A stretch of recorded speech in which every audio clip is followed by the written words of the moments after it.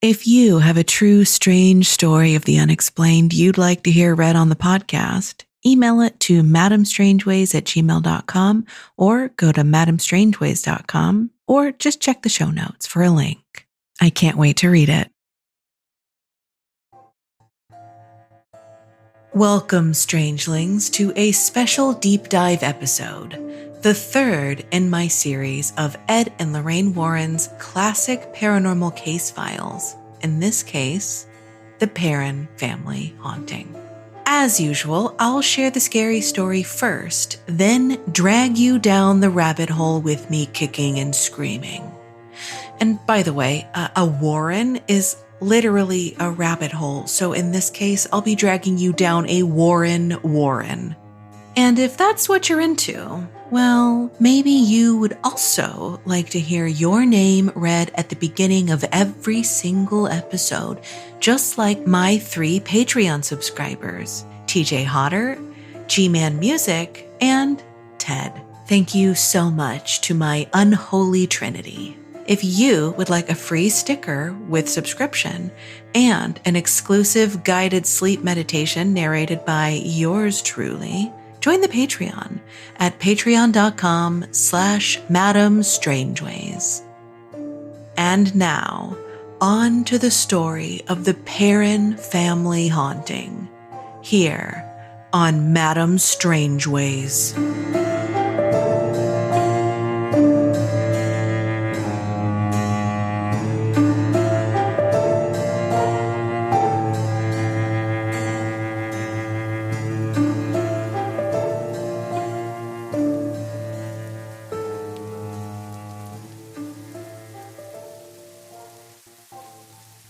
The Perron Family Haunting.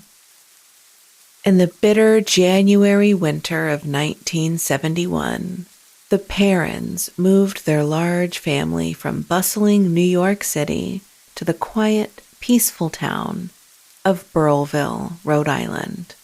During a snowstorm, no less, Roger and Carolyn Perron, along with their 5 daughters, moved into the old Richardson Arnold estate at 1677 Round Top Road, a farmhouse dating back to 1736. The sprawling 14-room house seemed like a dream come true to the Perrons. But almost immediately, the dream turned into nothing short of a nightmare that seemed it would never end. It started small. An old banjo clock on the wall seemed to have a mind of its own. Despite the family never winding the clock and keeping the hands set both to 12, Carolyn would wake every morning to find the clock set to 5:15. Over and over she would set the clock back to 12, and though the hands would never move during the day, in the night, the clock would always move on its own back to 5:15. One evening, Carolyn had taken a bath and retreated to a small room off the bathroom, a chimney room that was warmer than the rest of the house. She often used it as a dressing room for its warmth and even turned it into her clothes closet.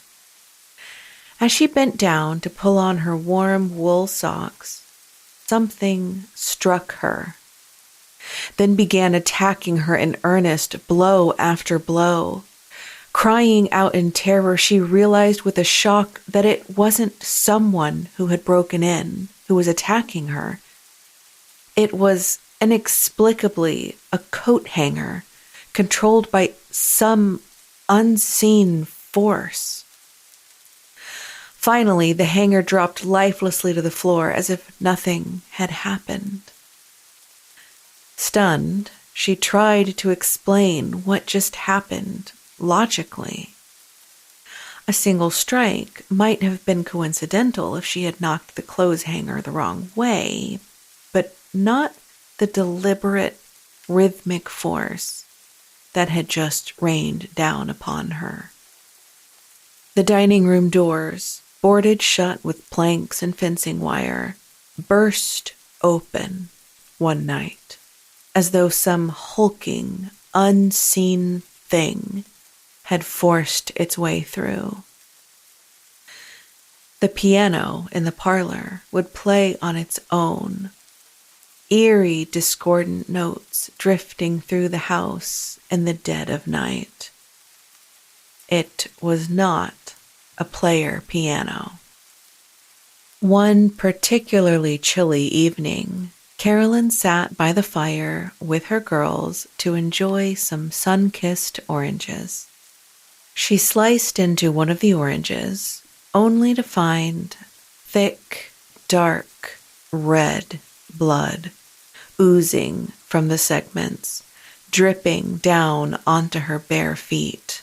Her daughters all screamed, assuming their mother had cut herself badly with the knife, but Carolyn hadn't cut herself, only the orange, which bled like a stuck pig. At night, Carolyn once woke, trembling with cold, hoping to steal some body heat from her husband curled up beside her, to no avail. She became aware suddenly of the terrible, gut-wrenching stench of moldy, dead, rotten meat. And then, a presence. They weren't alone in the room. A dark figure loomed at the edge of her bed. When she finally dared to look, she saw unmistakably the shape of a woman in a severe dark gray dress, its fabric gathered at the waist with a heavy belt. When she glanced up to where the head should have been, there was only something black and shapeless that sagged from her shoulders. A woven sack? A veil? Carolyn couldn't tell. This ghostly presence was said to be the spirit of a witch who had lived in the house 150 years prior, who had murdered her own baby girl as a sacrifice to the devil. It's said that once she was caught, she hanged herself on the estate, an ultimate insult to her creator and a gift to the dark lord she served, all to haunt the land for eternity. The witch entity moved through the room soundlessly. Suddenly, a voice, hollow and human but altogether wrong, rose from the walls. The chanting bounced from wall to wall, echoing tortuously in a deafening crescendo until she had to cover her ears with both hands. It said, "Get out, get out, get out." Terrified, she turned to her sleeping husband, shaking him violently, calling his name, pleading for him to wake up and witness the horror. But Roger could not be roused, no matter how hard she tried, as if he were in a coma that he might never wake from. Then the witch's chanting changed. "I'll drive you out with fiery brooms. I'll drive you mad with death and gloom." Carolyn hid beneath the blankets, her heart hammering in her chest, until, finally, the voice suddenly stopped. When she eventually convinced herself to peek, the headless woman was gone. But the stench remained, the scent of rotting flesh lingering long after the specter had vanished. The witch's apparition wasn't confined to the bedroom, however. One night, Carolyn sat in the parlor reading a book. In the blink of an eye, the air thickened and turned putrid.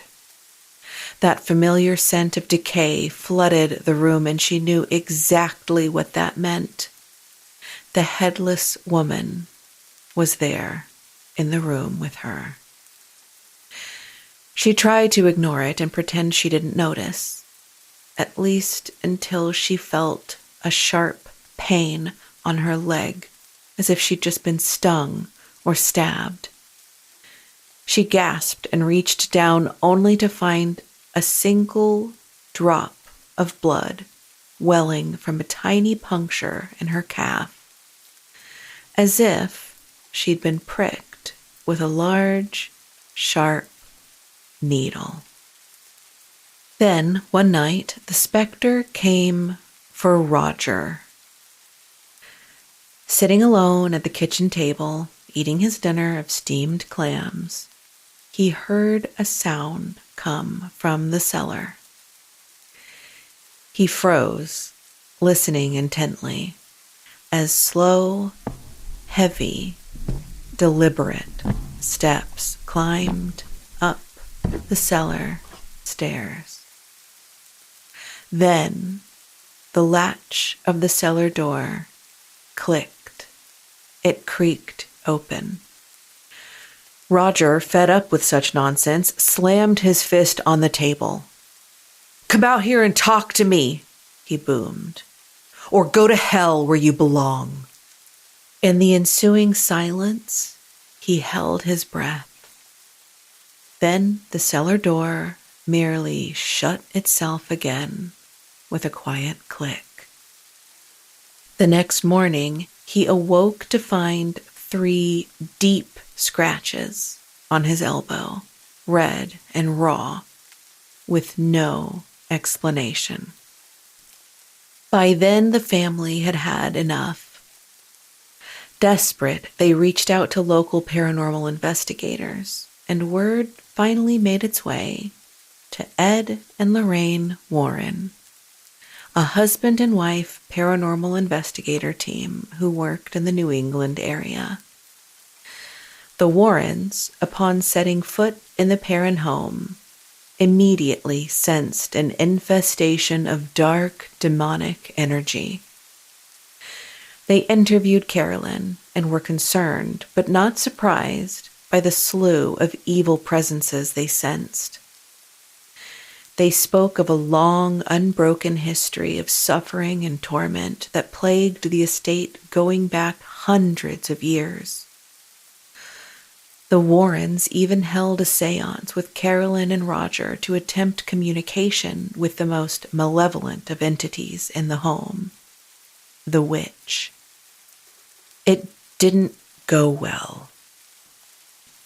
Concerned for his wife's mental and physical health, Roger kicked both Ed and Lorraine out of their home mid-seance. Whatever it was the Warrens had done that night, it had only made things worse, and Roger wouldn't allow them to put his wife or children in any more danger. The Arnold house remained. The entity remained. The Perrons endured for another 7 years in that home, and the clock still struck 5:15 every morning.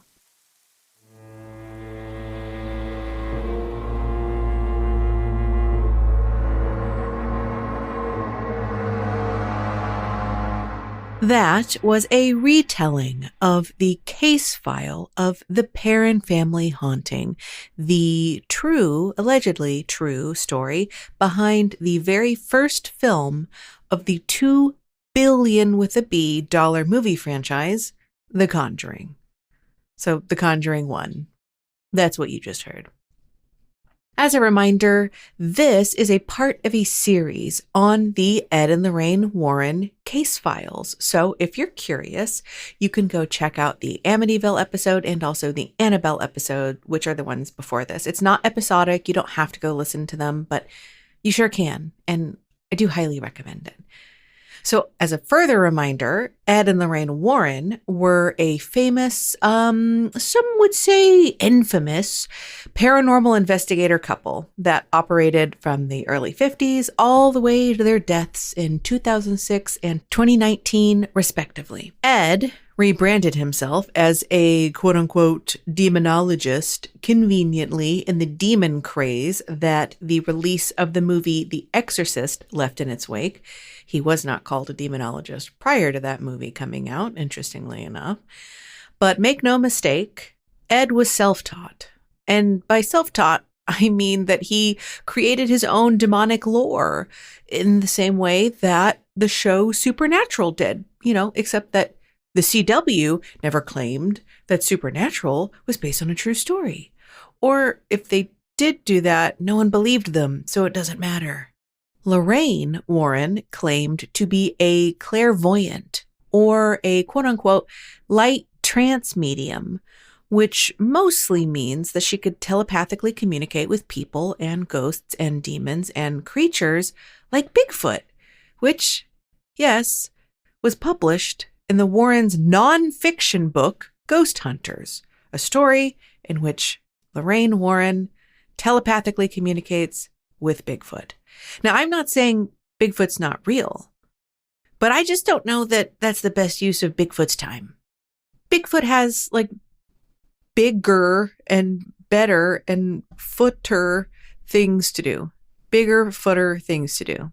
So Ed and Lorraine were both catapulted into paranormal fame by making a pit stop at the Amityville house and milking that for all it was worth forever. And then kind of doing the same thing at the Enfield Poltergeist house, too. They really were the OG paranormal investigators. They were doing it when other people were not doing it yet. They were indie paranormal investigators, way before it was cool. I mean, me personally, I probably, no, definitely would not be making this podcast if they had not become paranormal investigators. But not in a good way.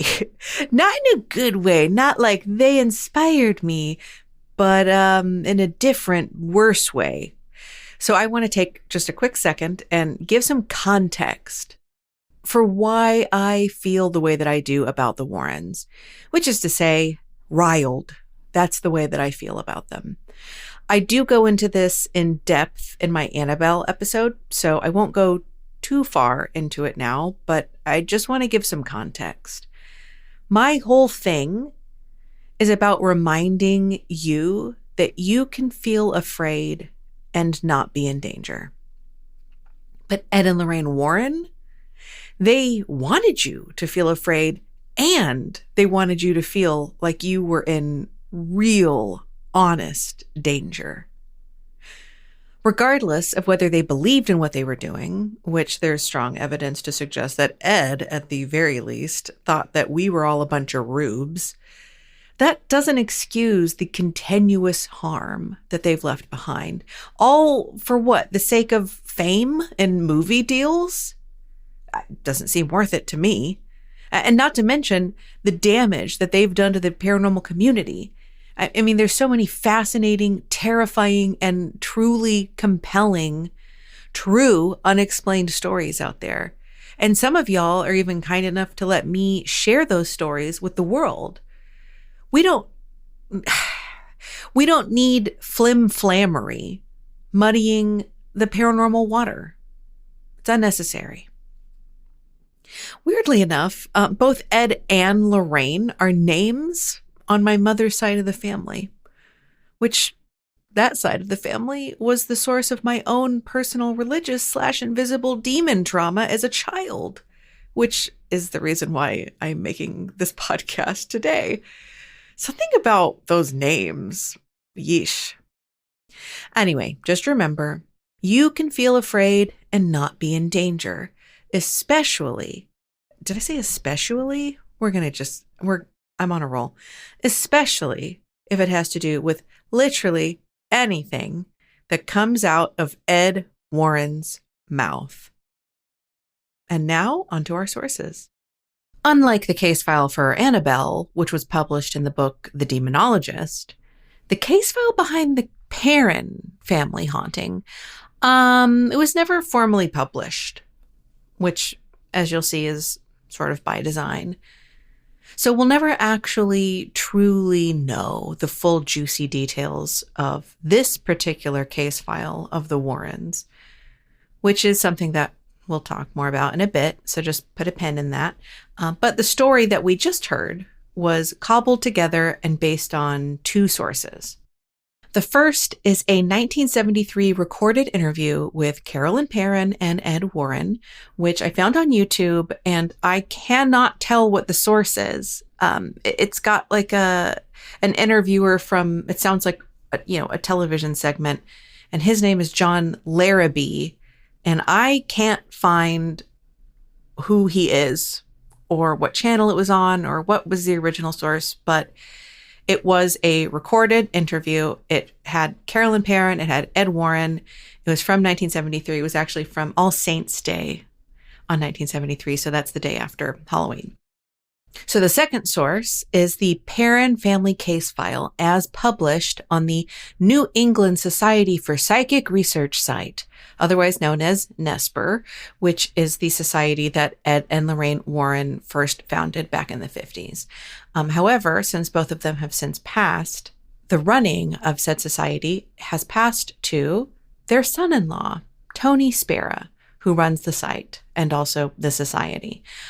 Weirdly, the URL for the NESPR site is not nespr.com or New England Society for Psychic Research.com. Which is too long, okay? I'm not saying it should be that. I'm just saying it's not. No, the website for NESPR is tonyspera.com. Okay? To be fair, okay? NESPR.com is taken. I can't see by who. Nespr.com is taken, but I just checked GoDaddy. Nespr.net, that's available, and it's not expensive. And I just learned this. Another site that's available is Nespr.CalvinKlein, because apparently .Calvin Klein is a domain extension that you can have now, which is a thing that someone must want. Or you can choose .dad instead of .com or .dot.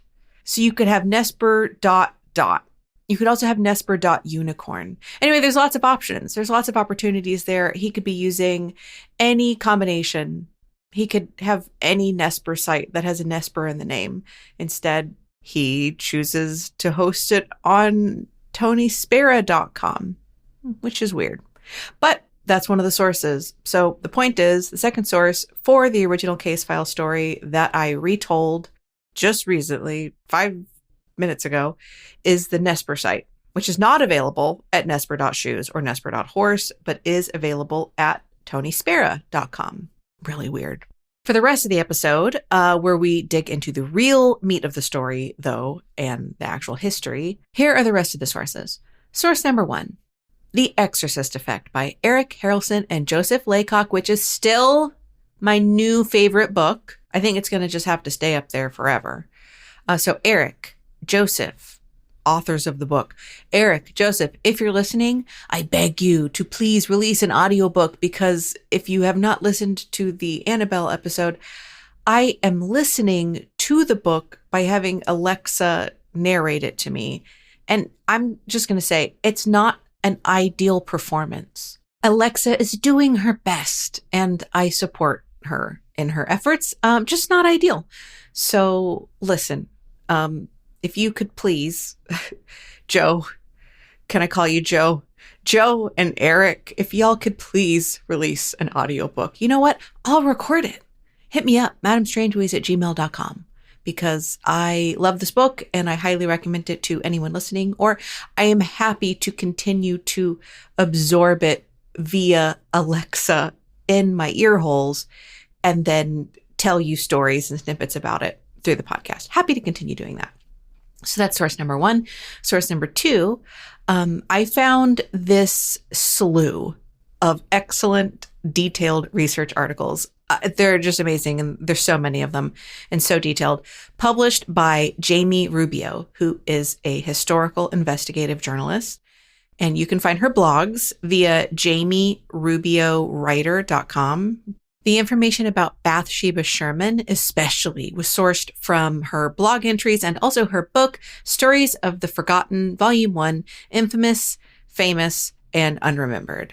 I found her because The Exorcist Effect cited her as a source, and then I found her blog, and then I reached out to her, and she has just been so incredibly lovely and so helpful and just the most dedicated to clearing Bathsheba Sherman's name. Put a pin in that. We'll come back to it. That might be a spoiler. So if you're interested in especially the history of Bathsheba Sherman or the Conjuring House or any other bizarre, strange, mysterious stories of women in history, go buy Jamie Rubio's book, Stories of the Forgotten, or check out her blogs. Source number 3 is Kenny Biddle and Joe Nickel over at The Skeptical Inquirer, who have both done also a tremendous amount of research on both the history of the Arnold turned Perron turned Conjuring house and also the claims made by the Perrons and the Warrens. Nickel has also written the book, bear with me here, this is the name of the book, American Hauntings, the true stories behind Hollywood's scariest movies, N dash, from The Exorcist to The Conjuring. Now that might be an M dash, because I know Google doesn't use the right one. Google Docs uses the N dash and it means to use the M dash. So I don't know which one it is. It doesn't matter. We're moving on. So that's one of the other sources, Kenny Biddle, Joe Nickel, The Skeptical Inquirer, and of course, many smaller sources such as Collider and Vulture, for some tasty little morsels that were hidden in interviews with the filmmakers. And we'll hear about that later on. So listeners familiar with the Conjuring story, or if you have done any amount of research on it, you may notice what I have not listed as a source for this episode, which is any of the 3 books written by Andrea Perron, who is the eldest daughter of the Perron family, who did live through whatever it is that happened at the old Arnold estate. Easily 40%, 42% of what I've read and listened to about this story and the extreme amount of research that I've done incorrectly claims that the Conjuring movie was based on the book trilogy written by Andrea Perron.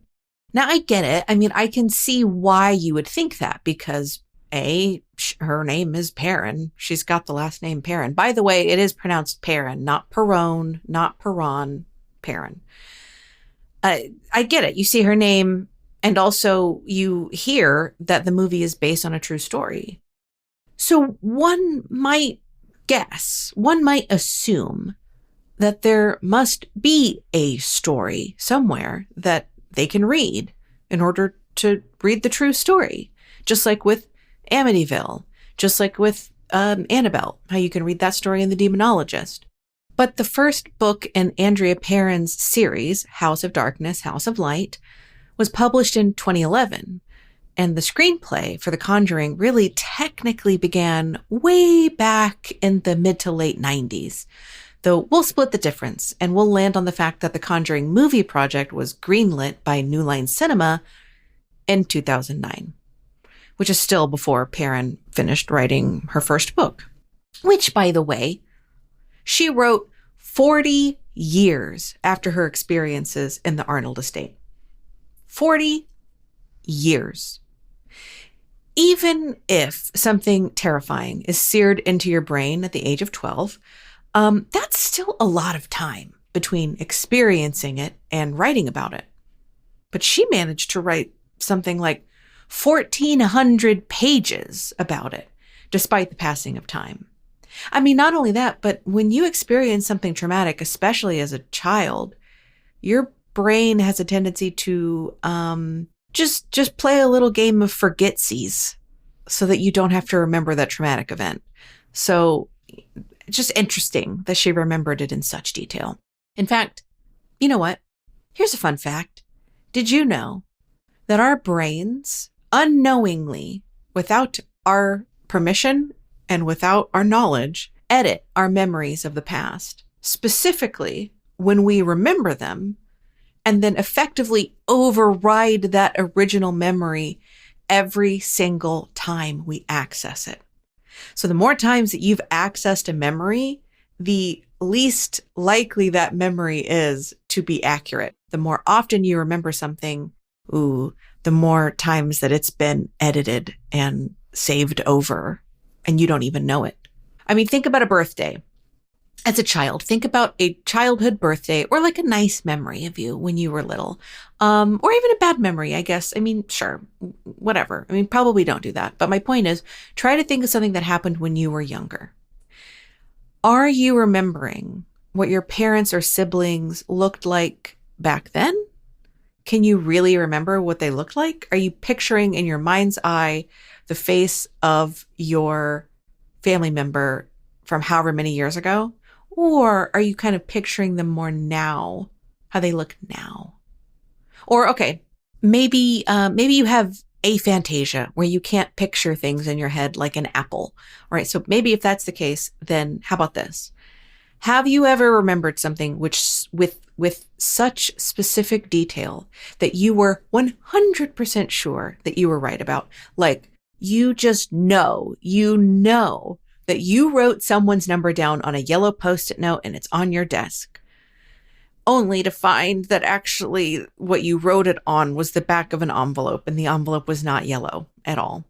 Has your memory ever done that to you? Just told you completely incorrect information? I mean, that's why eyewitness accounts are some of the least reliable types of evidence in court cases. Why?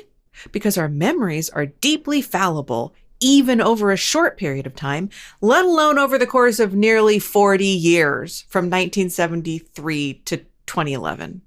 Actually, from 1971, because that's when they moved in. 1971 to 2011. Come on. So anyway, that was completely apropos of nothing and a total tangent, and certainly had nothing to do with why I've excluded Andrea Perron as a source for this episode. Totally unrelated. What I will say about Andrea Perron is that if I encountered the Warrens at an impressionable, formative young age, and my mother got thrust into the spotlight for coming forward about a haunted house, I might too be hitting the paranormal convention circuit and hawking my book series. I might also be doing that. In fact, there's an alternate universe somewhere where that has happened. I'm sure of it. That's where I have had that happen, and I have written a trilogy of book series, and I go on the paranormal convention circuit. I know that's happening. So if you are a listener from that other dimension where that is my reality, let me know. madamestrangeways@gmail.com. I want to hear from you. So finally, go ahead, put on your wellies. I think those are what they're called in the UK. What do they call them in America? Rain boots? Put on your rain boots. No, they're gonna need the thigh high ones, like the cranberry guys. Put on your cranberry waders while we wade into the thick, with 2 C's, perhaps even 3, primordially delicious sludge that is the Warrens case file for the Perron haunting. So it was important to me that I share specifically only things that I could confidently state were straight from Carolyn Perron, the mother, at the time that the haunting was actually happening. And man, did she have a lot to say in that recorded YouTube interview. Okay, to be clear, it was not a YouTube interview. It's an interview that's now been uploaded onto YouTube. Clearly, she was not being interviewed on YouTube.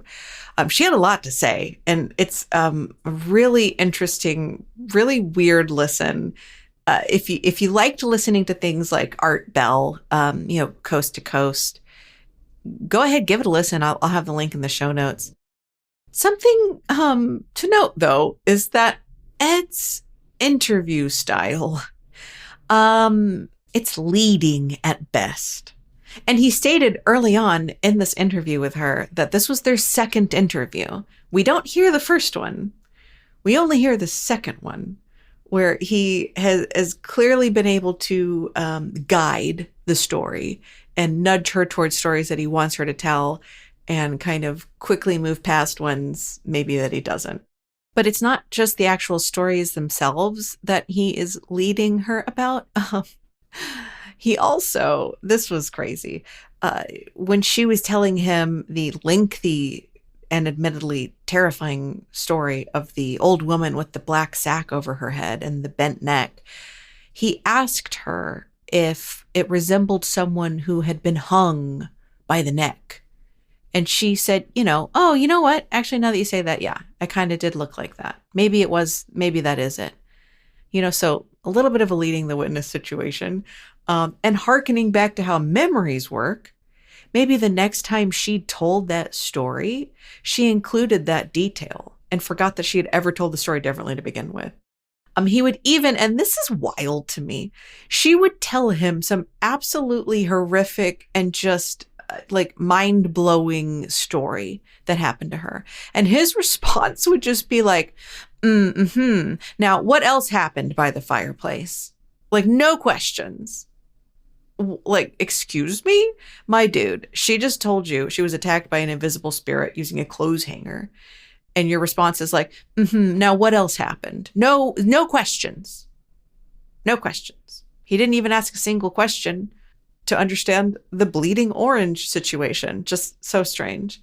Okay, so speaking of the orange, there's a lot of weird details that jumped out at me. The first being, what the hell is a banjo clock? I had to leave that detail in because she specified it was a banjo clock, so I had to look it up. Apparently, it's a type of clock that is in the general vague shape of a banjo. So like a round face and then a long other like neck. Was that? I don't know music stuff. So the clock face would be on the banjo-y part.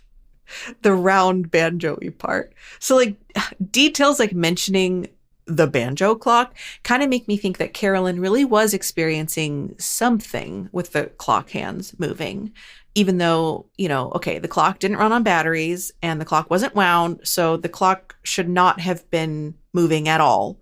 The clock hands shouldn't have been moving.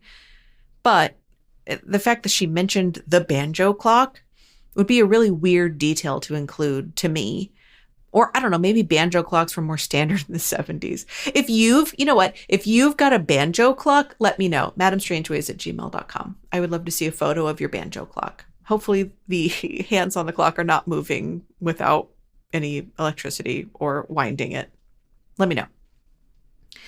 Another thing that jumped out at me about the story was Carolyn making sure to let us know that the orange that bled human blood was a sun-kissed orange. Sun-kissed TM. Oh, actually, it's a registered symbol. Sun-kissed registered symbol. And I want you to know just how much willpower just went into me not looking up the technical differences between trademark and registered. Anyway, sun-kissed. Like, talk about strange details to include. Like, Carolyn, what is this? What is this, a paid sponsorship? Was this all just, was the entire Perron Haunting and the Conjuring story, was this all just one long con by Sunkist to sell more literal blood oranges? Like, was Carolyn the original affiliate marketer / influencer? Like, what are we doing? What are we doing here? Why is it sun-kissed? I just thought that was so funny to me and really took me out of the story. I had to include it. Maybe it took you out of the story too. Sorry, I had to. Like, what? Maybe, you know what? I've been thinking maybe sun-kissed oranges were kind of new back then. I'm not going to go down this rabbit hole. You know what?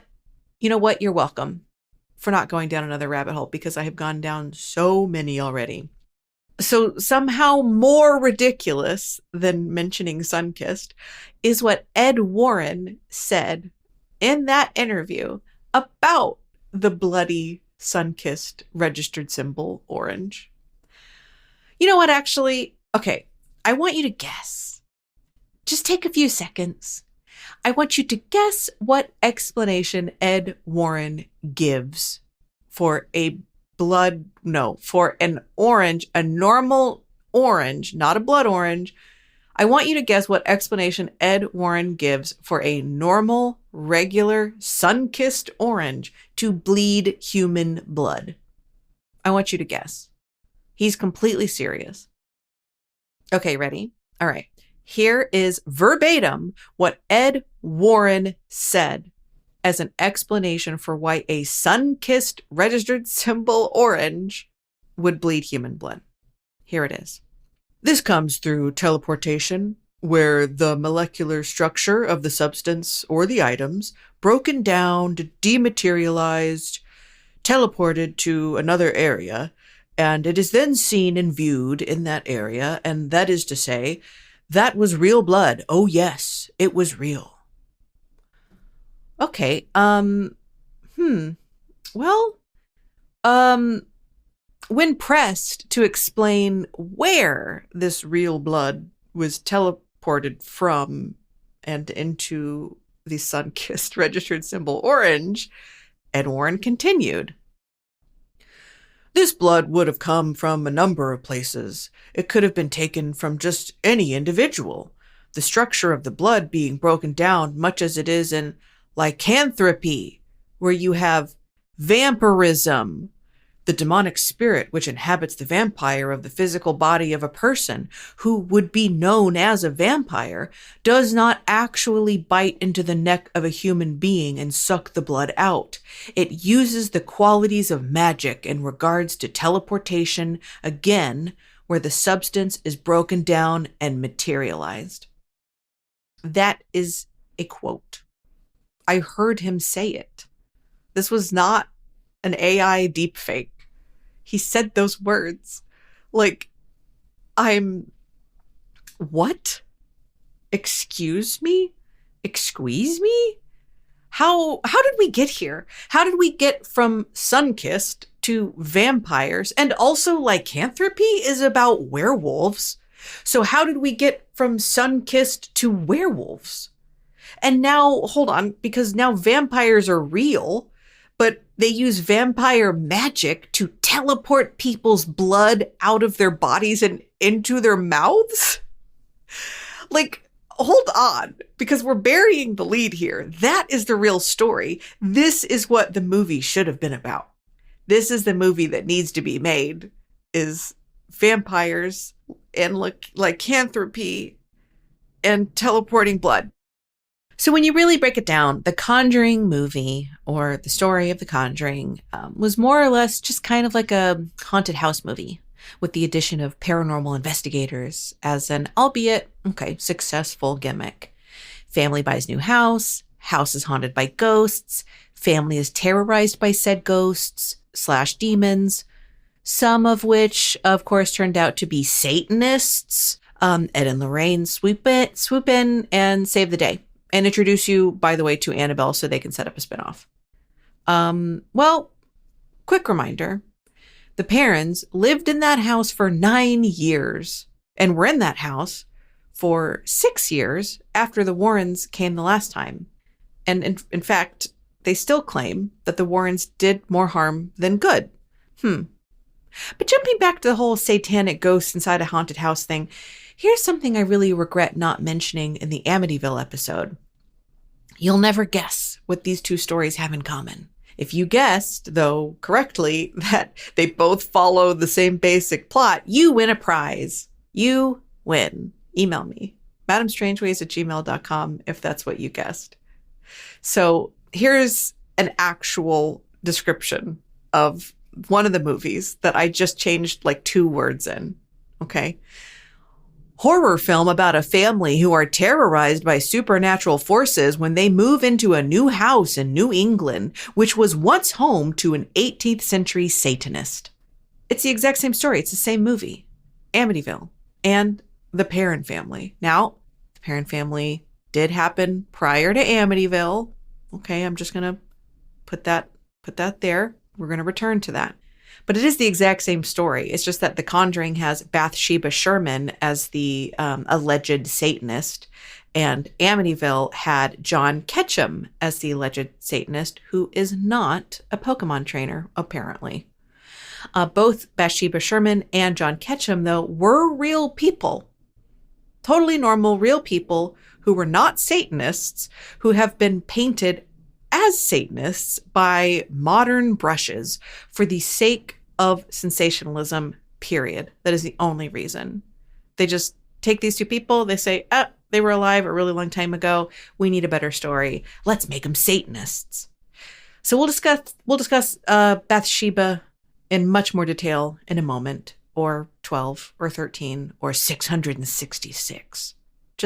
we'll get there soon. So you may or may not be saying at this point, but madam, the Amityville Horror didn't come out until 1979, and the parents met with the Warrens in 1973. So Amityville couldn't possibly have impacted the parents' story. Okay, well, you got me there. You're right. Very good. Gold star. Except that I'm not arguing that Amityville impacted the parents. No. I'm arguing that, yes, it was The Exorcist. A familiar argument if you've listened to the other 2 Warren case file episodes that I've done. The Exorcist book came out in 1971, the very same year that the parents moved into the estate, and the movie The Exorcist came out in late 1973, actually the day after Christmas, admittedly almost 2 months after the recorded interview with Carolyn Perron and Ed Warren that informed my rewrite at the beginning of the episode. So plenty of time for the book, at the very least, to have impacted them. But wait, there's more. Rosemary's Baby, the movie, was released in 1968, and the book was released in 1967. And as a reminder, that movie also dealt with moving into a new place and encountering a coven of Satanist witches. Isn't that interesting? So here's an excerpt from The Exorcist Effect that's fun. Excerpt from The Exorcist Effect, an exorcist excerpt from The Exorcist Effect. The Excerptist. There it is. All right, I'm moving on. That I tried to paraphrase, but it was really just more impactful hearing it in their words. So I'm just going to read this brief part for you. Fact and fiction can also become blurred through confabulation, a type of memory error in which fictional images and narratives come to fill in gaps in memory, thus confusing fact and fiction. Cognitive scientists such as Jeffrey Sachs, who has written on this problem as it relates to movies, have noted that the brain is better at retaining information than the source of that information, especially over time. There is evidence that depictions of events in film trump other sources of information in shaping what viewers believe to be true. Sachs performed a research study in which subjects were presented with accurate essays about several historical events. The subjects were then shown movies that depicted the same events they had just read about, but clearly distorted the information in the essays. When subjects were asked to recall accurate information about the events, they accepted about 40% of the film distortions as true. It did not matter whether the subjects watched the movies before or after they read the essays. The movie version was consistently remembered as the true version. Sachs notes that human memory is adapted to be good at recalling information, but not necessarily the source of that information. He explains, I think we are optimized to build representations of events that allow us to function effectively, and most of the time, there is no particular need to sort out the source of our memories. Furthermore, film as a medium is likely more suited than books for created false memories. If you are trying to remember something and you recall verbal content, you may also recall that this is information you read somewhere. But if you recall images or a feeling of emotional intensity, you may conclude that you are remembering something you personally experienced. Now, I don't think we'll ever know if Carolyn Perron watched or read either The Exorcist or Rosemary's Baby, but at a minimum, both movies made such a huge impact that, remember, just a reminder, I should say, Rosemary's Baby came out before we landed on the moon. They didn't have thousands of movies coming out every year. They couldn't stream whatever movie they wanted at any time. Rosemary's Baby was completely new, more or less, to most people that are going to the movies. Completely new and terrified people. And Rosemary's Baby led to the movie The Exorcist. The Exorcist led to the movie The Omen. And from there, life has never really ever been the same. Just interesting to me how fallible our brains are and our memories, and how easily manipulated they are, even by accident. So you can only imagine how easily manipulated our memories are when a bad actor wants to manipulate them. Food for thought. And I want to be clear, it wouldn't have just been Carolyn Perron and her family who were affected by those movies. So as I mentioned in the Amityville Horror episode, in the wake of The Exorcist hitting movie theaters, there was this sudden and unprecedented demand for exorcisms where there had been none before. Literally none. Literally none, mate. None. Right? But then suddenly, lapsed Catholics especially who are watching The Exorcism, they are freaking out. They're losing their minds. They're going to Catholic churches. They are seeking exorcism for themselves, for their spouses, for their children, for their pets, literally for their cats. Which, if your cat isn't just a little bit possessed with a demon, is it even really a cat? I ask you. So Ed obviously saw an opportunity, because I have never met a more opportunistic person in my life. Ed saw his chance and he went for it, and he took it. So people are freaking out about Satan. They're freaking out about demons. And Ed was all too happy to stoke their fears and pour fuel on the fire. He was happy to do it. He was rubbing his hands, twisting his little mustache. I don't think he really had a mustache, but maybe he grew one, and then he twisted the edges just at this specific moment. Because, like I've said before, Ed's entire business model is based on fear-mongering and convincing you that invisible evil entities could be lurking in your home or wherever, and only he and Lorraine can help you for the low, low price of $0 and emotional turmoil cents. Come on. You'd be losing money not letting them into your home and sharing all of your paranormal experiences with them. You'd be losing money. So I said we'd come back to Bathsheba Sherman, and here we are. Now, you may have noticed that the story I told in the beginning of the episode didn't mention her by name at all. Really, it was just kind of mentioning this really creepy woman in a dark dress with no head, but kind of a head. It's really unclear. Anyway, she wasn't mentioned by name. She wasn't called Bathsheba Sherman in that story. And there's a reason for that. Because Carolyn Perron didn't mention Bathsheba's name at all in that 1973 interview. In fact, neither did Ed, for that matter. In fact, he went on in that same interview to say this of the headless woman ghost. A woman who practiced witchcraft, who had in her earlier years actually murdered her own child by driving a stake or a nail through the head of the child as a gift, again, to Lucifer and black magic rituals.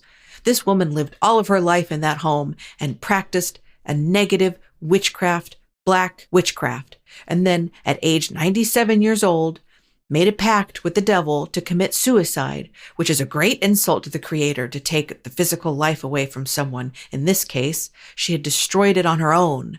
And this again goes into black magic and a pact with the devil. The apparition-like figure that Mrs. Perron had seen was this woman. Okay, so when did Bathsheba's name get tangled up in this story then? Because if you look into the Perron Family Haunting, you'll find so many people claiming that Carolyn discovered Bathsheba, the Satan-loving witch, on her own in her own research. And a lot of other people claim that Lorraine Warren pulled Bathsheba's name from thin air the moment she set foot in the house. So which is it? Because I can't actually find the very first reference to Bathsheba, because she wasn't even referenced by name in a 1977 newspaper article in the North Smithfield Burrillville Observer that references the Perrons and mentions the headless woman, but not by name. And I quote, "According to the tape and slide presentation the Warrens gave at the Darlton Theater, the ghost is that of a woman who had lived in the house 150 years ago, practiced witchcraft, and murdered her young daughter as a sacrifice to the devil. Later, she hanged herself as the supreme insult to the Creator and her gift to the devil in exchange for being allowed to haunt the premises forever after. The apparition appears as an old woman with head hanging to one side as if it had a broken neck, the Warrens said in their program. She is also supposed to have promised all her descendants to the devil. Okay. I want to share just this one line from that article that I really liked. It was above this part, but I had to include it. It said, "It's not true that the Perrons have been driven out by the lady ghost who reputedly is no lady." Like the shade that they threw at come to find who they would then eventually call Bathsheba Sherman. The shade. Anyway, for my younger listeners, if you're curious, a tape and slide presentation just means the lectures, quote unquote, that Ed and Lorraine Warren would give that shared details about their cases. And, that included playing cassette tape recordings and showing photo slides with a projector. Like, the first thing that comes to mind is like Mindhunter on Netflix for some reason, if you want a reference for what they were probably doing. They've got a projector, they have a screen, they're playing a cassette tape. Like, this is old school. So they would investigate people's hauntings for free, remember? But then they would take that content that they created on their tapes and the photographs that they would have turned into slides so that they could use a projector to use it as part of their lectures. So they would take this content that they created, quote unquote, they stole from these people. Like they've said that there's something like 10,000 or more cases that they investigated over their career. So they walk in, they take a bunch of photos, and they record a bunch of content that other people own, basically, stole it from them, and then use that content for their talks that they charged for. And then also they would take that content that they lifted and then use that content to pitch ideas to movie makers and booksellers. Like, literally, this just sounds like the YouTube content creators who like clean houses and do mowing and edging for free. What is it, SB mowing? I hope he's not problematic. For free, in exchange for, because they're not stealing. They're saying, "Hi, can I provide this useful service to you? It's free for you so long as you allow me to use it on my channel, which is monetized, so that I can make money off of it." And of course, people are happy to do that because they needed the service done. However, the service that Ed and Lorraine Warren provided was not only invisible, like the entities they claimed were infesting their house. It was also not helpful and not real. Definitely not as helpful as getting your yard edged. If, you're an old lady and you can't get out there and edge your own yard and you don't have money to pay somebody. I'm just saying. So I want to be clear. YouTube content creators who are offering a helpful service, I approve. That is great. I watch them and I love them. What I don't love is Ed and Lorraine Warren, who, when they do it, it's gross. What was also gross was that they were still talking about the Perron family haunting years after the last time that they spoke to the Perrons, after the failed seance, which, by the way, it was a seance, not an exorcism like the movie portrayed, because even Ed will say, no, we can't do exorcisms. We're not with the church. But then sometimes he would be like, "Oh, I'm super important and the church knows me and loves me and gives me all this secret information that you don't have because you're not like super high up in the church as a demonologist." Okay, calm down, Ed. Sit down. So they were sharing the Perron family's dirty, spooky, spectral laundry for years after, because if they were watching this tape and slide presentation in 1977, the Warrens hadn't spoken to the Perrons since 1974. So they're still, you see what I mean? Do you see what I'm saying? Because not only that, but they were sharing the address of their home. And so then now you got a bunch of weirdos like me and possibly you showing up at the Perron house. Like, That's just so annoying. You saw the similar thing happening at the Amityville house. Although, okay, there was a lot more that went on at the Amityville house for people to go visit, namely the murdering of most of the DeFeo family at the hands of DeFeo Jr. Anyway, moving on. Back to Bathsheba. Back in Bathsheba. Like Back in Black. Is that something? Is that good?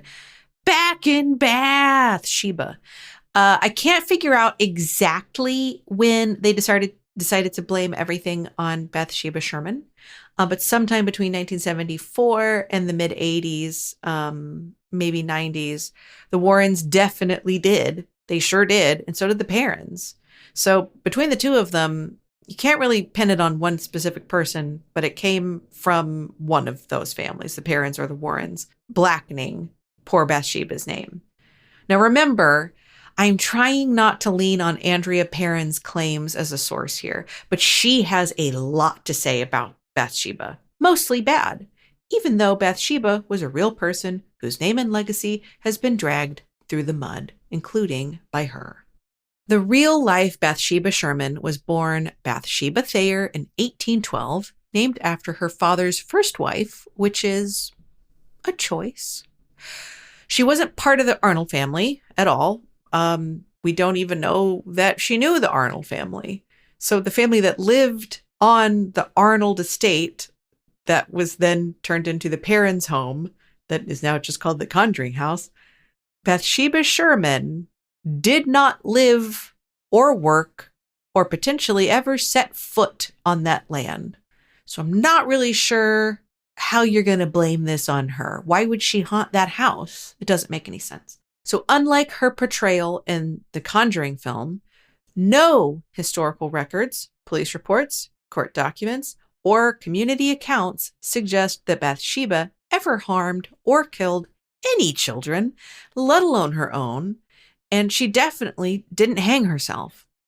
The claim that she murdered a baby with a knitting needle as a sacrifice to Satan is completely made up. And by the way, depending on who you ask, sometimes it's a sewing needle, sometimes it's a knitting needle. But Ed Warren in 1973 said it was a stake or a nail. However, it worked better for his narrative to just say it was a needle because, oh, that ties up nicely saying that the ghost lady who's reputedly no lady stabbed Carolyn with the very same needle that she murdered her baby with. Objection, Your Honor. Sustained. So if Bathsheba wasn't an evil baby sacrificing murderous 97-year-old Satanist witch, where did all those accusations come from?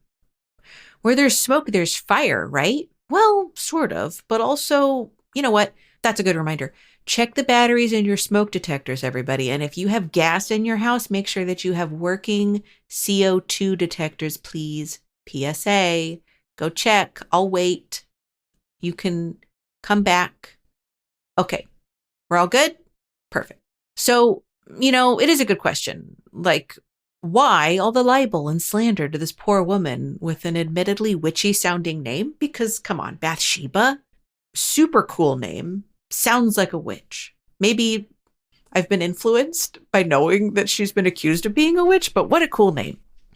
So Kent Spotswood, journalist and local historian, suggested that it was more or less just a mishmash of different local lore, Frankenstein together with bits of truth and even bigger bits of grossly fabricated stories.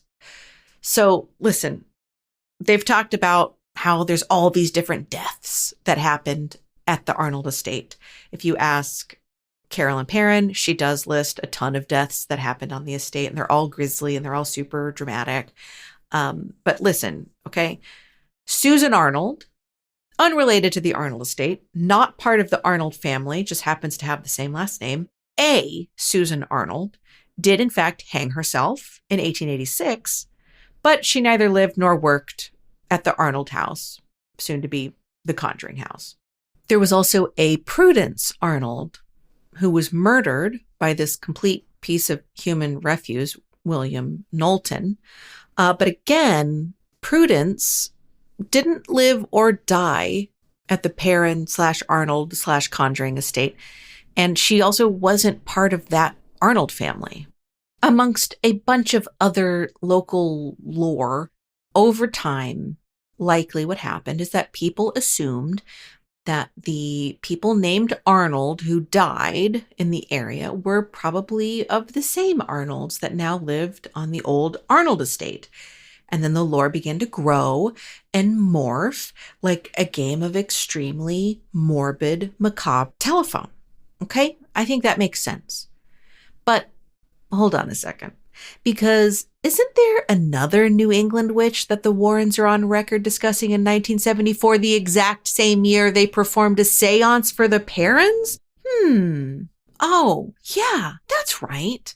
The Warrens were investigating in 1974 the Phelps Mansion in Stratford, Connecticut, when, shocker, they discovered it was haunted by a Satanist witch, Goody Bassett, a woman executed for witchcraft in 1651. And, okay, hold on a second. Did you know Goody is short for good wife? Like, what in the Handmaid's Tale is this? And not only that, but Goody Bassett lived on Elm Street. Like, oh, Goodwife Bassett of the Elm Street Bassetts? No relation to Freddie.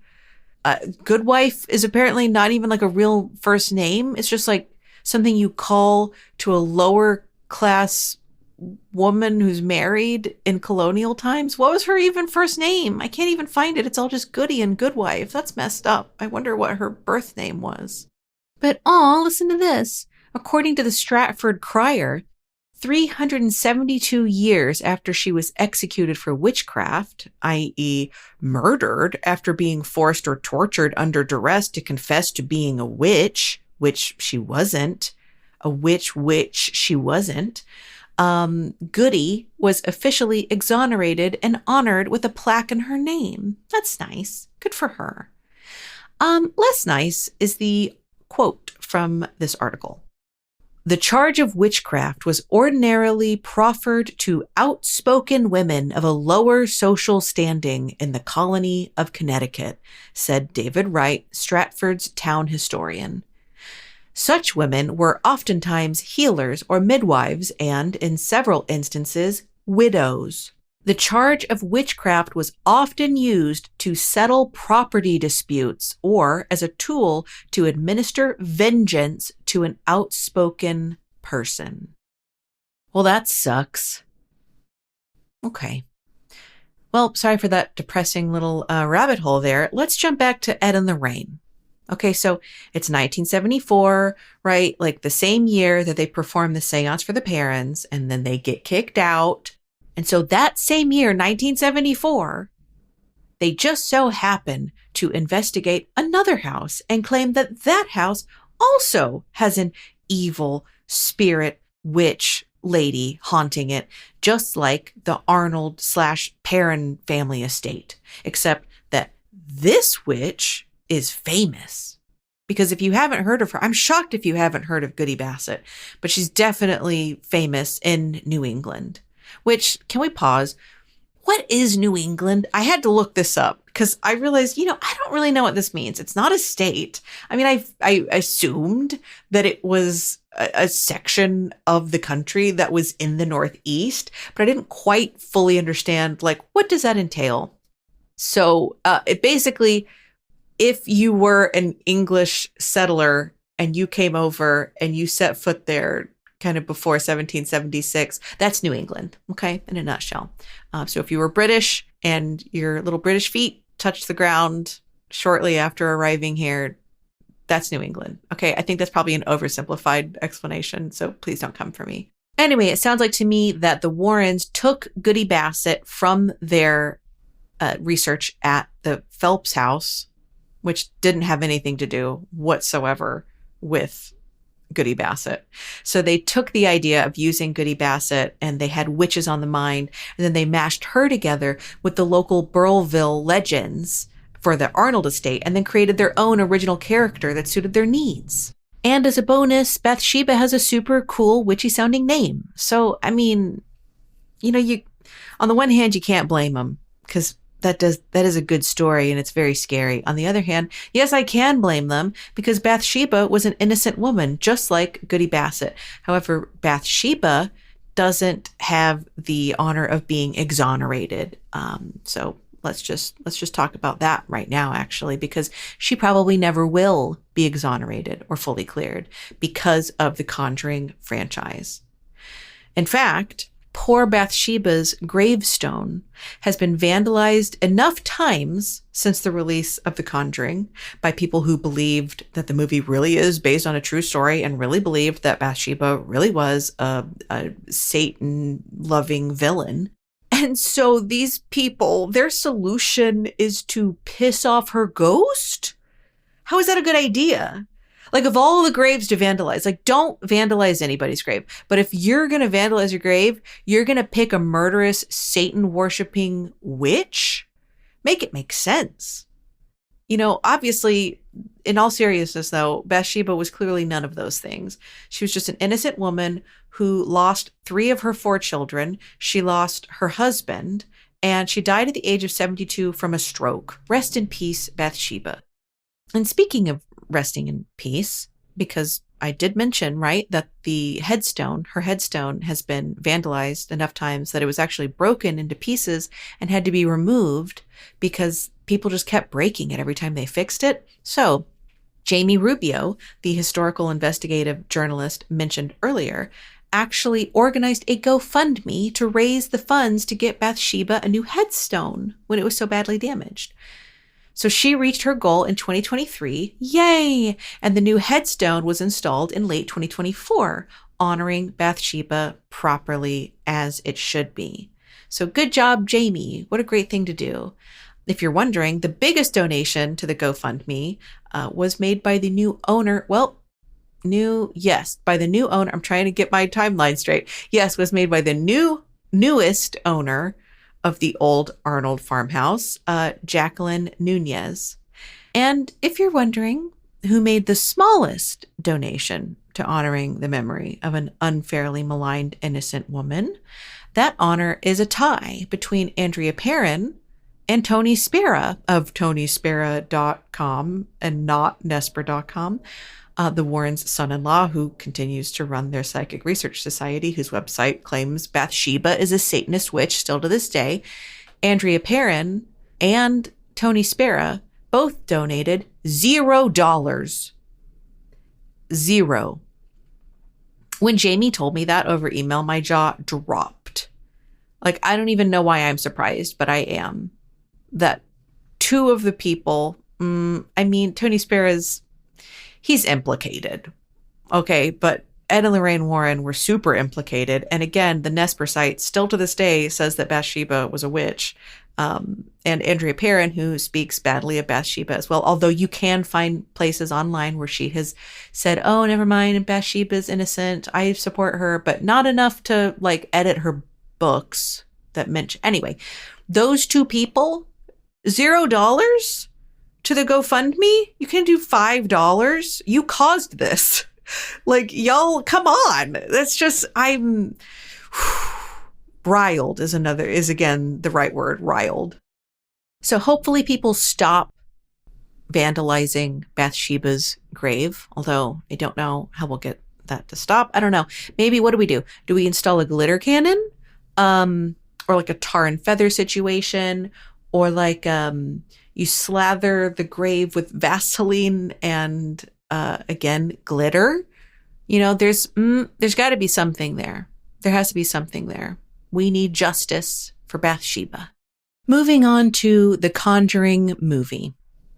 The Conjuring film, the first film, was released in 2013 and spawned another 7 movies to date as of this recording, though the next Conjuring universe title comes out in September 2025. So keep an eye out. The Conjuring is the highest grossing horror franchise in history. And it all started with the Perrons. Again, Andrea Perron's book series had nothing to do with the Conjuring movie being made. Actually, in the early 1990s, producer Tony DeRosa Grund met the Warrens through a mutual friend of theirs. the writer of a made-for-TV movie based on yet another of the Warrens' case files, the Perron Family Haunting, which is actually what the next Conjuring film is about. The Conjuring, Last Rites, like R-A-T-E-S. Anyway, shocker, here's the description for that made-for-TV movie. Husband and wife parapsychologists help a Pennsylvania couple fight demons in their house. I don't know what I expected. Now, knowing that the Warrens had just had a made-for-TV movie made about them, all about them, what do you think Ed pitched to his producer friend? Yeah, another movie about another case file. According to DeRosa Grund via Collider, Ed had a quote-unquote laser beam focus on selling the Perron family's experiences to him to be made into a movie. He even played the original tapes and interview with Carolyn Perron for him, and Ed said to the producer, quote, "If we can't make this into a film, I don't know what we can." But remember, everyone, the Warrens were so kind and pious and self-sacrificing, and they never asked for any money from their victims. I mean, from their clients. But they did ask for a lot of money in a lot of other ways. Moving on. 2009, when DeRosa Grund, the producer, brought in Chad and Carrie Hayes, the identical twin writer duo for The Conjuring, to redo the script, they chose to focus more on Ed and Lorraine Warren rather than the Perron family, which obviously was a good choice. Fun fact, Chad and Carrie Hayes, the writers, also starred in Doublemint gum commercials in their childhood. And they also wrote a movie called Horse Sense, whatever that is. Oh, okay. It's a Disney Channel movie. So the writers of the most successful horror franchise in movie history are horse girls. Got it. Okay. So these two horse girls made a really good call focusing on the Warrens. I'll give them that. You know, I will. I'll give it to them. From there, New Line Cinema purchased the Warrens' life rights from Lorraine since Ed had already passed away a few years prior in 2006.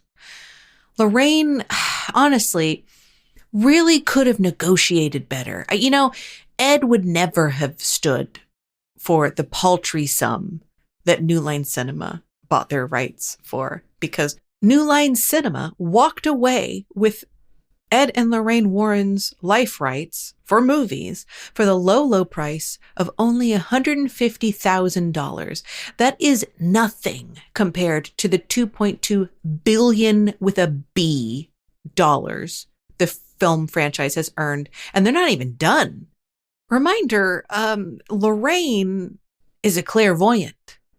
So you'd think that she might have been able to see that one coming. But I'll be here all week, folks. So Hollywood in general can feel kind of slimy, but this next bit feels extra slimy. So the Hayes brothers, remember, they were in the Doublemint commercials and they're horse girls. The Hayes brothers are quoted as hoping that the Conjuring movies will be like the Passion of the Christ, where churches will stuff all their congregants into buses and bus them to the theater for their yearly screening of The Conjuring. So far as I can tell, that is not how that worked out. But, you know, if you are aware of a church that does do, you know, at a minimum, bi-yearly viewings. If you are aware of a church that does viewings of The Conjuring and treats it like the Passion of the Christ, let me know. Leave a Spotify comment or email me at madamestrangeways@gmail.com. I am really curious. But so far as I can tell, that's not how that worked out. But what I will say is the Hayes brothers know exactly what they're doing. I mean, they very purposefully refer to their movies not as horror films, but they market them as quote unquote religious supernatural films. And apparently they even coined the term. They see churches and religious communities as built-in audiences, to the point that The Conjuring actually partnered with a marketing agency that specializes in Christian audiences run by an evangelical Christian. The Hayes brothers based the film's story on the aforementioned recordings of Ed and Carolyn Perron, which they listened to from over the phone, I think is what I read. But they also had direct access to Lorraine Warren as well, because she was still alive when this movie was being written and when it was being filmed. So the Hayes brothers would chat on the phone with Lorraine, and I am totally picturing all three of them laying on their beds, on their stomachs, with their hair in little like rollers, and they're kicking their feet in the air and twirling the phone cord around their finger, and they're just chatting about demons and exorcisms and the power of Christ compels you. Lorraine, though, was also brought onto the set as a consultant alongside Andrea Perron. But again, reminder for the 50 millionth time, Andrea Perron's books did not inform the Conjuring movie, but Lorraine Warren definitely did. And here's just a little fun little Easter egg. If you go back and watch The Conjuring, keep an eye on the audience in the scene where Carolyn attends one of the Warrens' talks, because Lorraine Warren has a cameo there. And I promise you, you can't miss her. Even if you have no idea what Lorraine Warren actually really looked like, you're going to spot her right away. Ah, there she is. She's a very memorable gal. So what about the house itself? The old Richardson Arnold estate, aka the Arnold farmhouse, aka the Perron home, aka the Conjuring house at 1677 Round Top Road is a 3-bedroom, 1.5 bath, 3,109 square foot house, but has 14 rooms. So what are all those rooms? I thought that it would, okay, because 14 rooms, here's something that you'll find a lot in research, or if you're listening to other podcasts talk about this topic, you will hear people say that it is a 14 bedroom house. That is not true. There are 14 rooms in the house, but I don't know what all those extra rooms are, because you've got 3 bedrooms, 1.5 baths. So that's 4.5 rooms. Then you've got, so 4.5 rooms. You've got the kitchen. And what other rooms are there in a house? You have the bedrooms, the bathrooms, the kitchen. That's it. That's all the rooms. So I don't know what the heck the other rooms are. Closets aren't rooms. So like, say they have like a study, right? That's 1 room. Now we're at 7 rooms. How the heck? Wow, what 14 rooms? What are the other rooms for? Are they for all their sun-kissed oranges? Are they for what? So Zillow and Redfin list the house as being built in 1863 during the Civil War, but Carolyn Perron mentions in her interview with Ed Warren that it was built back in the 1700s, specifically, I think, 1763. I might be flipping those numbers. Anyway, that's well before King George III told America, "You'll be back." So the owners who owned the house from 1987 to 2019, Norma Sutcliffe and Gerald Helfrich. It's fine. Norma and Gerald, they reported no supernatural or spiritual experiences in the allegedly demon-infested home the entire time they lived there. In 2013, when The Conjuring was released, their home, however, began to get a lot of negative attention, but not from spirits or demons or witches, but from people being assholes. Just like Bathsheba's gravestone. I wonder what the crossover is there. If there's a Venn diagram of people who vandalized Bathsheba's headstone versus people that harassed the poor family that was living at that house. So Norma and Gerald sued the director, James Wan, Warner Brothers, and other producers in 2015 on the grounds that their home was being vandalized constantly as a consequence of the film. In 2019, they finally had enough, and they sold the house to, of all things, a married paranormal investigator couple, Corey and Jennifer Heinzen, who bought the house for $439,000, of course claimed that they immediately started experiencing supernatural happenings and coincidentally also opened the house up to fellow paranormal investigators like a creepy bed and breakfast.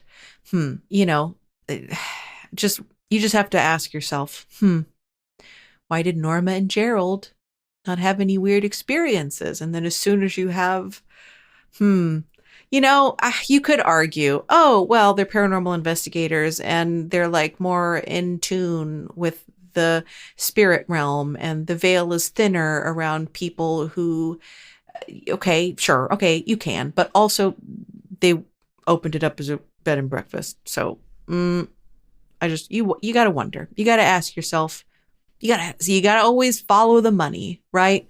Who's making what money where and how and off of who's back. So fast forward 2022, they flipped that bad boy. They flipped that house. So, we were just saying just seconds ago, follow the money.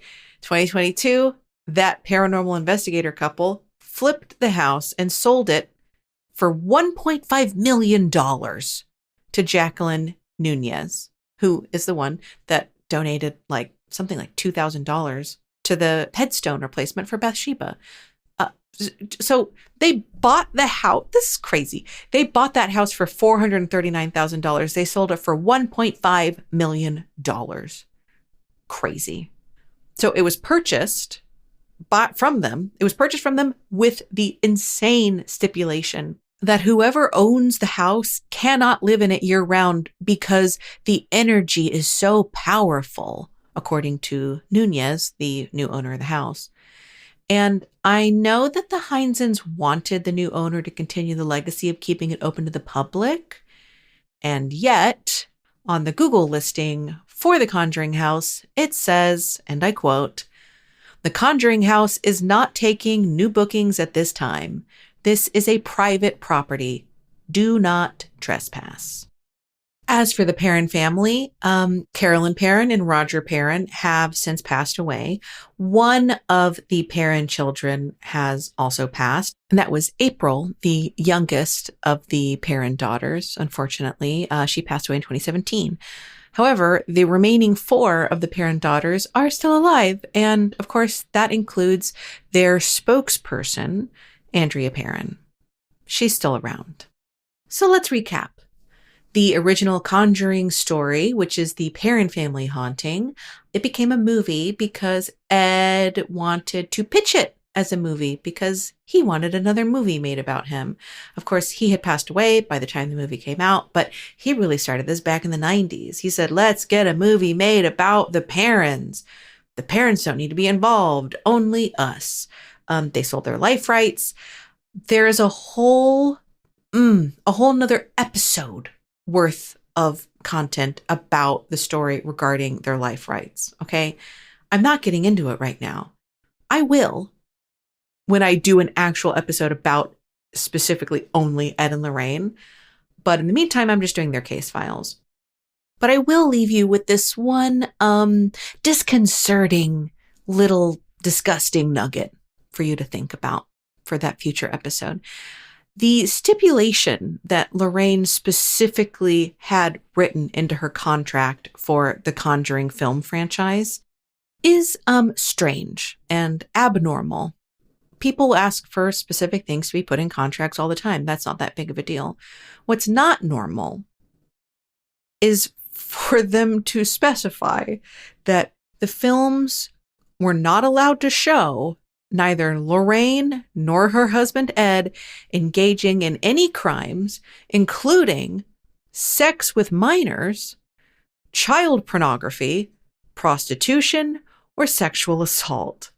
Neither the husband nor wife could be depicted as participating in an extramarital sexual relationship.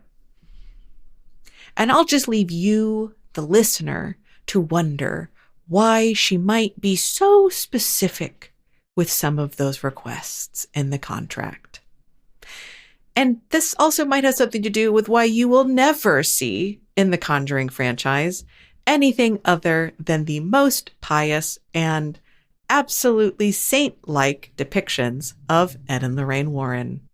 On the perhaps off chance that you want to hear a single word more about The Conjuring, I actually have quite a bit more content that did not make it into this episode because otherwise this episode would be 5,000 years long. So in order to avoid that, I will have extra bonus content about The Conjuring available on my Patreon. You can reach that at patreon.com/madamestrangeways. Be sure to join me in 2 weeks when I will go back to reading the true scary stories that are submitted by listeners just like you, and of course, my commentary after each story.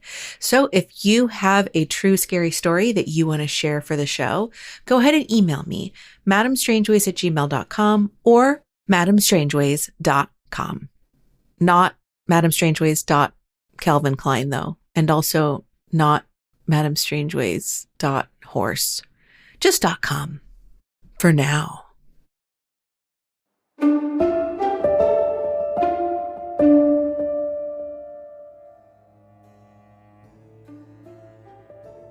Thank you so much for listening to these spooky stories. Remember that you can feel afraid and not be in danger.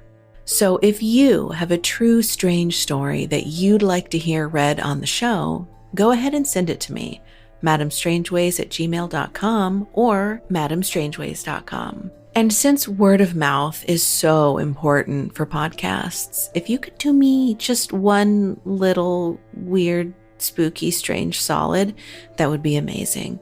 And that would be telling your friends about the show. I'd really appreciate it. Madame Strangeways is produced and narrated by me, Madame Strangeways. Theme music is by Marina Ryan at marinamakes.co. All stories are read with the explicit permission from their original authors. Thank you so much for listening. See you next time.